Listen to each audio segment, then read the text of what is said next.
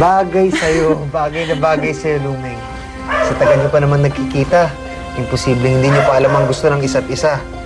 Lalo na sa pananamit. Kuhang-kuha niya yung gusto niya. Huwag mo sabihin hindi kanya pinasalubungan, ha? Ikaw pa?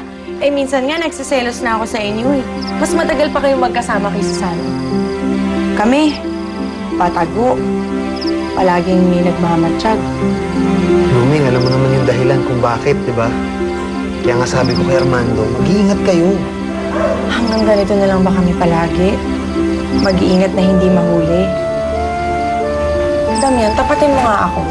Hanggang saan ba ako kayang ipaglaban ng kaibigan mo? Ayoko magkahiwalay kami ng dahil lang sa kanyang ina. Ang pagiging braganza niya. Lumeng, hindi naman sa ganun. Nahihirapan din si Armando. Siya lang ang inaasahan ng mama niya sa asyenda matapos na mamatay ang kanyang papa. Ang pagiging braganza niya ay hindi hadlang sa inyong pag-iibigan. Ano kaya kung magbiro ang tadhana't siya ang valyente, ikaw naman ang braganza? Siguro ako ng pinakamasayang babae sa mundo dahil walang Doña Corazon na hahadlang sa amin. Siguro nga. Ayun na pala siya eh. Armando! Armando! Masyadong lakas. Teka, nasan yung kotse mo? Andun sa labas para wala masyadong makakalata. Hindi ka na. Sige, mag-iingat kayo ha. Salamat, Damian.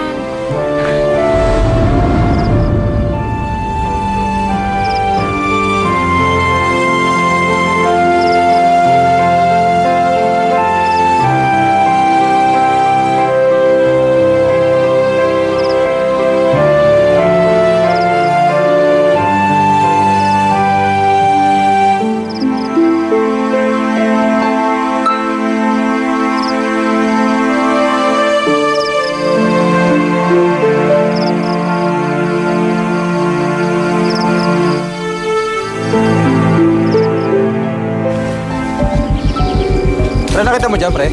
Wala eh. Nalugog ko na lahat sa baba. Wala talaga eh. Sir, wala dito eh.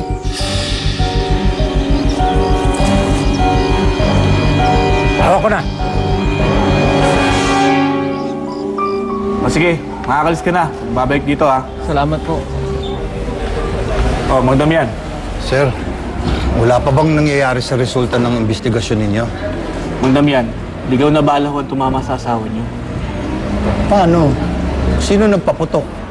Wala pa ho kaming initial na suspect sa ngayon.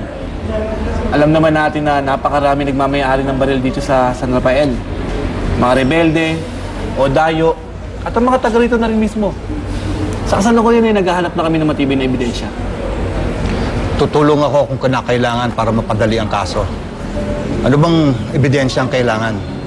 Oo, Chief. Ngayon lang nangyari ito.